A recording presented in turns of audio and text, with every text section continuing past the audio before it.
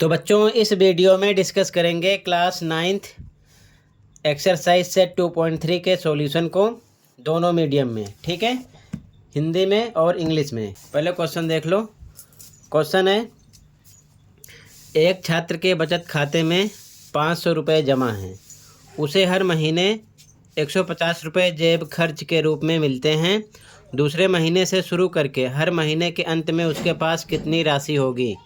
nवें महीने में उसके पास मौजूद राशि को दर्शाने वाला एक रैखिक व्यंजक यानी कि समीकरण ज्ञात कीजिए। इंग्लिश में देख लो क्वेश्चन, ठीक है। इंग्लिश में क्वेश्चन है, solve the following. First question, a student has 500 rupees in her savings bank account. She gets 150 rupees every month as pocket money.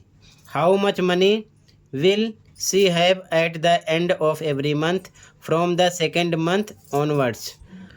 Find a linear expression to represent the amount she will have in the nth month।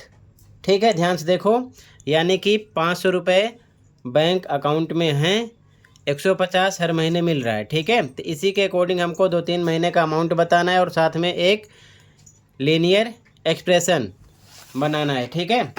तो linear expression कैसे बनाओगे, यानी कि रैखिक व्यंजक यानी कि रैखिक समीकरण कैसे बनाओगे? ध्यान से देखो। आप चाहो तो इसे स्टेटमेंट टाइप में भी लिख सकते हो, लेकिन काफ़ी बड़ा हो जाएगा। तो आप जिस प्रकार बुक में ये एग्जाम्पल दिखाए गए हैं, इसी के बेस पर मैं आपको समझा रहा हूँ। ध्यान से देखो, थोड़ा ईजी हो जाएगा इससे, ठीक है। तो सबसे पहले आपको बनाना है बॉक्स, ठीक है।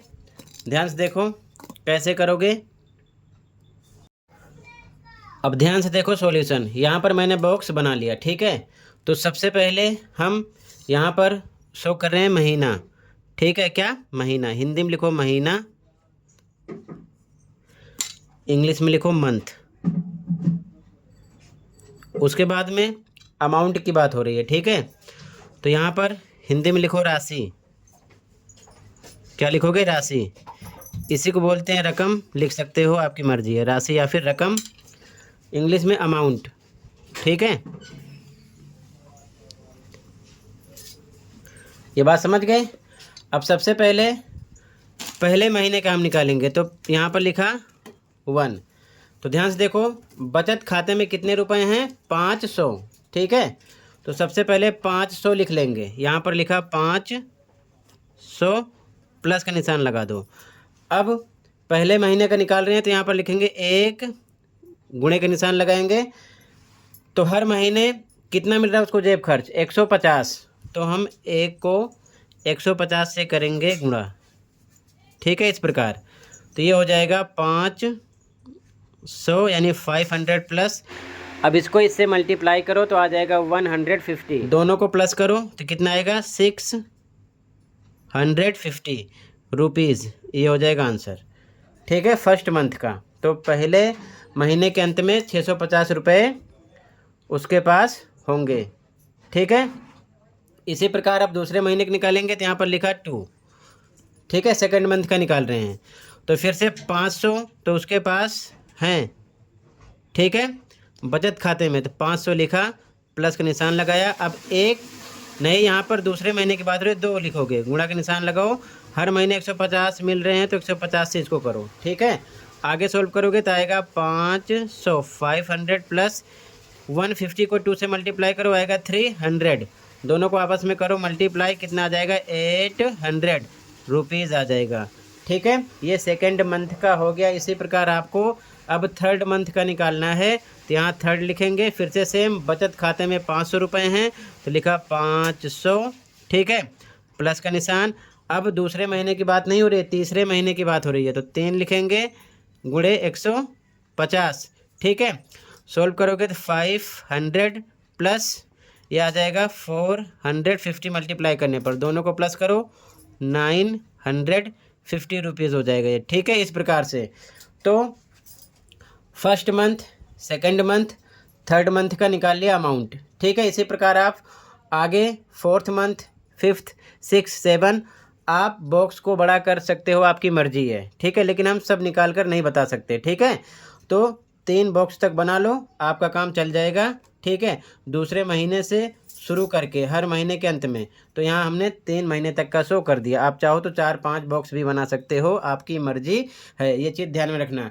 यहाँ पर एक चीज़ ध्यान रखना, पहले महीने के लिए यहाँ पर चाहो तो 500 प्लस डायरेक्ट 150 जोड़ सकते हो। दूसरे महीने के लिए 500 में 150 2 बार जोड़ सकते हो। तीसरे महीने के लिए 500 में 150 3 बार जोड़ सकते हो। इसी प्रकार चौथे महीने के लिए 4 बार, 5वें महीने के लिए 5 बार, बढ़ते चले जाना। बट ये जो फॉर्मेट यहाँ पर लिखा गया 1 × 150, 2 × 150, 3 × 150, इससे आपको लीनियर एक्सप्रेशन यानी कि रैखिक व्यंजक बनाने में आसानी होगी। तो इस फॉर्मेट में ऐसे लिख लो, ठीक है। अब इसके बाद में हमको बताना है nवें महीने के अंत में, यानी कि nवें महीने में उसके पास मौजूद राशि को दर्शाने वाला रैखिक व्यंजक। तो ध्यान से देखो आगे कैसे लिखोगे। आगे लिखोगे, सबसे पहले इंग्लिश में लिखोगे linear expression for nth month, ठीक है।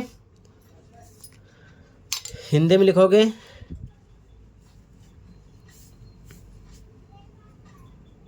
nवें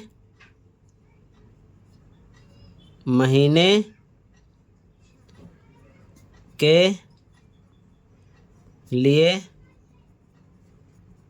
रैखिक व्यंजक लिखो या फिर समीकरण, एक ही बात है, ठीक है। अब ध्यान समझो, फिर से सेम यही अप्लाई करेंगे। सबसे पहले लिखा 500 यानी 500, ठीक है, प्लस पे प्लस लगा दिया। अब 3 पर ये n मंथ बोल रहे हैं, क्या बोल रहे हैं, n मंथ, यानी 3 की जगह, यानी ये तीसरे महीने का था तो 3 लगाया था, दूसरे महीने पर 2, पहले पर 1, तो n मंथ के लिए यहाँ पर n लगाएंगे, फिर इंटू लगाएंगे कितने से, 150 से मल्टीप्लाई करेंगे। क्यों, क्योंकि 150 रुपये जेब खर्च के रूप में उसको मिल रहे हैं हर महीने, ये चीज़ ध्यान में रखना। तो आगे इसको सोल्व कर लेना, 500 प्लस 150 को n से मल्टीप्लाई करोगे तो आ जाएगा 150n। ये आपका लीनियर एक्सप्रेशन यानी कि रैखिक व्यंजक भी बन जाएगा, यानी कि रैखिक समीकरण बन जाएगा, ठीक है। तो ये आपका आंसर नंबर फर्स्ट हो गया। ऐसे ही लिख लो। आप चाहो तो इसे स्टेटमेंट में भी लिख सकते हो, ठीक है, कि आपके पास इनिशियल अमाउंट कितना है 500, पॉकेट मनी कितनी मिल रही है 150, तो फर्स्ट मंथ का निकालोगे, फिर सेकंड, फिर थर्ड, इसी प्रकार लास्ट में लीनियर एक्सप्रेशन निकालोगे। तो स्टेटमेंट के अकॉर्डिंग लिखोगे तो काफ़ी बड़ा हो जाएगा, ठीक है। आप वैसे भी लिख सकते हो, अगर आपको ऐसे लिखना है तो ऐसे लिख लो, क्योंकि ये बुक के फॉर्मेट से मैंने समझाया, सेम बुक में इसी फॉर्मेट को यूज़ किया गया है। तो ऐसे लिखोगे तो स्टेटमेंट ज़्यादा लिखने की ज़रूरत नहीं पड़ेगी और थोड़ा आसान हो जाएगा, ठीक है। तो इस प्रकार लिख लो, ये आंसर नंबर फर्स्ट हो जाएगा। कहीं पर कोई डाउट है कमेंट कर सकते हो, ठीक है। अब इसके बाद में क्वेश्चन नंबर 2 डिस्कस करेंगे अगली वीडियो में। मिलते हैं अगली वीडियो में। Thank you for watching and take care, okay.